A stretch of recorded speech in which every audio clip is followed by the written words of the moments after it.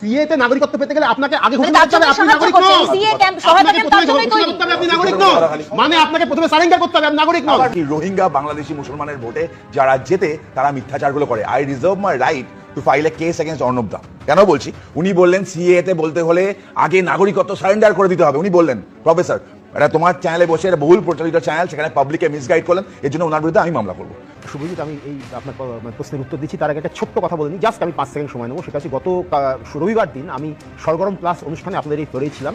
সেইখানে একটা বিশেষ মানে কথাবার্তার প্রেক্ষিতে আমাদের যে নাগরিকত্ব আইন সিএ এই নিয়ে একটা প্রসঙ্গ উঠেছিল এবং সেই প্রসঙ্গে আমি একটা তথ্য বলেছিলাম, নাগরিকত্ব কত মানে নাগরিক আইন সম্পর্কে একটা তথ্য দিয়েছিলাম বা আমার একটা ভাবনা বলেছিলাম যে আমি কীভাবে রিড করছি এটাকে। সেই রিডিংটা কোথাও কোনো জায়গায় কারো কাছে মিসলিডিং মনে হতে পারে এবং সেটার জন্য আমি আনকন্ডিশনাল ক্ষমা চাইছি। প্রথমে নমস্কার বন্ধুরা, আজকে আবার চলে এসেছি আপনাদের সাথে একটা নতুন বিষয়ে কথা বলতে। আমার নাম ইন্দ্রজিৎ, আপনারা দেখছেন বংবেটস। আমরা সকলেই টিভির পর্দায় দেখতে পাই বিভিন্ন ধরনের তর্ক বিতর্ক চলে রাজনৈতিক তরজা নিয়ে।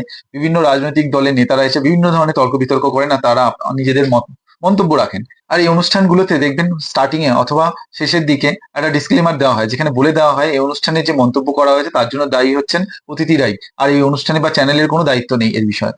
সেই রকমই এই ধরনের অনুষ্ঠানে অনেকেই অনেক ধরনের মন্তব্য করেন, আর যারা আমরা টিভির পর্দায় দেখি হয়তো আমরা বুঝতে পারি এটা ভুল বলছে বা ভুল মিসলিড করা হচ্ছে বা ভুল বোঝানো হচ্ছে, কিন্তু আমাদের কাছে তো কোনো সুযোগ থাকে না শুধুমাত্র সোশ্যাল মিডিয়া ছাড়া। কারণ ওই অনুষ্ঠানের সময় তো আমরা তো আমাদের কোনো ইন্টারাপ্ট করার বা আমাদের কোনো ওই ব্যাপারে মন্তব্য করার কোনো সুযোগ সুবিধা নেই।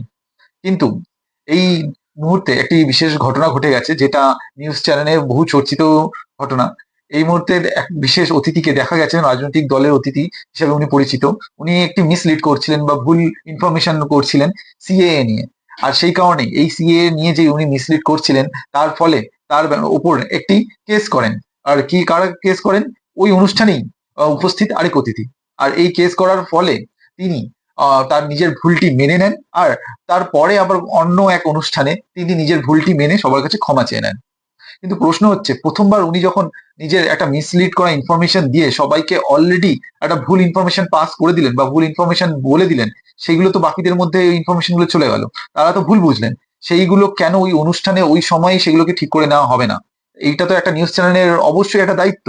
আমরা কি করি? আমরা একটা নিউজ দেখি, 1 ঘন্টা 2 ঘন্টার যে নিউজগুলো হচ্ছে, যুক্তিতর্ক বিতর্ক, যে ওনারা যে টপিকে কথা বলছেন সেগুলো আমরা শুনছি, আর সেগুলোই আমরা নিয়ে পরে নিজেরাও কথা বলছি। এবার হয়তো যারা জানেন যে উনি ভুল বলছেন সেই বিষয়ে না হয় আমরা জানলাম, কিন্তু অনেকে নাই জানতে পারেন। সেই বিষয়ে চায়ের দোকানে বা অফিসে এই নিয়ে তর্ক বিতর্ক থাকতেই পারে বা শুরু হতেই পারে, যেটা আমরা টিভির পর্দায় দেখছি। তো সেই কারণে এই ধরনের যখন কোনো ভুল ইনফরমেশন দেওয়া হয়, ওই অনুষ্ঠানের সময় কেন ওগুলোকে রেকটিফাই করে নেওয়া হয় না?